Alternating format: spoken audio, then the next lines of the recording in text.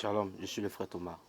Je vais prêcher l'évangile à quelques minutes. J'aimerais vraiment que tu te disposes à écouter ce que je vais te dire ce soir. Parce que c'est vraiment très important. Plusieurs sont malades et cherchent la guerre. Plusieurs sont malades et courent derrière les hommes de Dieu. Plusieurs vivent des situations compliquées. Jésus à la maison, ça ne va pas du tout. Et ils courent partout en cherchant la solution. Plusieurs crient à Dieu, pensant que Dieu les a abandonnés. Non, Dieu ne t'a pas abandonné. Au contraire, Dieu t'aime. Il veut te sauver, bien-aimé frère. Mais il y a quelque chose qui est dans ta vie qui empêche Dieu de te sauver. C'est le péché. Tant que le péché sera dans ta vie, le péché constitue un blocage et le péché empêche Dieu d'intervenir. N'es-tu pas fatigué de mentir? N'es-tu pas fatigué de voler? N'es-tu pas fatigué d'aller avec les hommes hors mariage, d'aller avec les femmes hors mariage? Bien-aimé, ce sont toutes ces choses qui empêchent Dieu d'intervenir dans nos vies. Dieu veut nous bénir, Dieu veut nous bénir. Il a de grands projets pour nous. Tu penses que Dieu serait dans la joie lorsque tu te lamentes, lorsque tu n'as rien à manger? Dieu sera en train de rire, être en joie à cause de cette situation misérable que tu vis? Non, loin de là. Bien-aimé frère, Dieu, au contraire, veut notre bien. Mais c'est l'homme qui empêche Dieu d'intervenir dans sa situation. Pourquoi dis-tu que tu es chrétien? Pourquoi dis-tu que tu es chrétien? Pourquoi dis-tu que tu connais Dieu? Pourtant, le péché est constamment dans ta vie. Pratique le mensonge. Tu aimes le monde. Tu aimes les chants mondains. Tu aimes la musique mondaine. Tu aimes l'alcool. Tu aimes le sexe. C'est toutes ces choses qui te mettent en problème. Même pour qu'un sorcier puisse te bouffer, il faut être dans le péché. Même pour qu'un mauvais esprit rentre dans ta vie, il faut que tu sois dans le péché. Pour qu'un marabout puisse t'avoir, il faut que tu sois dans le péché.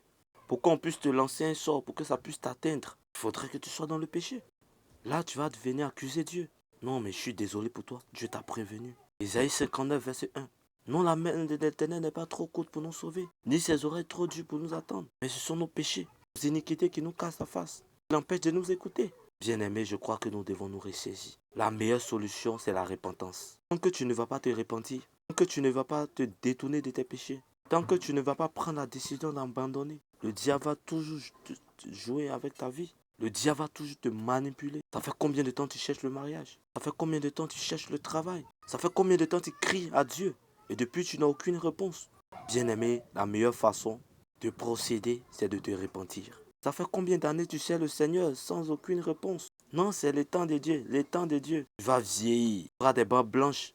C'est là que le temps de Dieu va sonner. Je crois au temps de Dieu. Je vais te dire qu'il y a quelque chose que tu dois changer. Tu sais, même si le temps de Dieu n'est pas encore arrivé, tu as la paix du cœur, tu as la joie, tu as tout ce qu'il te faut.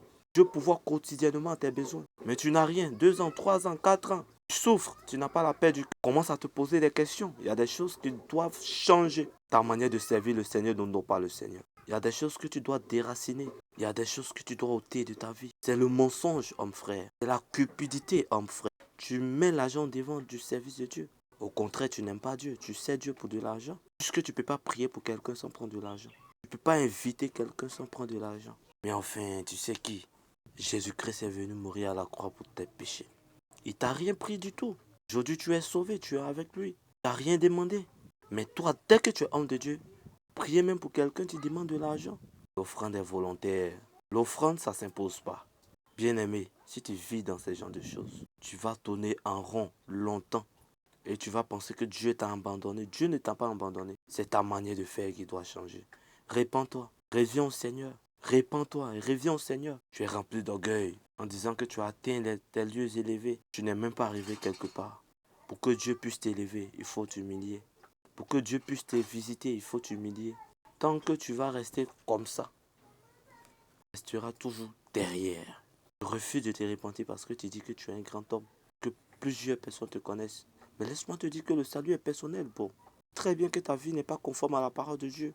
Mais qu'est-ce que tu entends pour faire ta repentance? Tu vas voir, après t'être rabaissé, tu vas voir ce que Dieu va déclencher dans ta vie. Il va témoigner. Témoigner. Il y aura de grandes choses. Parce qu'effectivement, c'est ce que Dieu veut pour toi. La repentance, l'abandon du péché. Dès que tu auras fini, le Seigneur t'ouvrira de grandes portes. Que le Seigneur vous bénisse abondamment.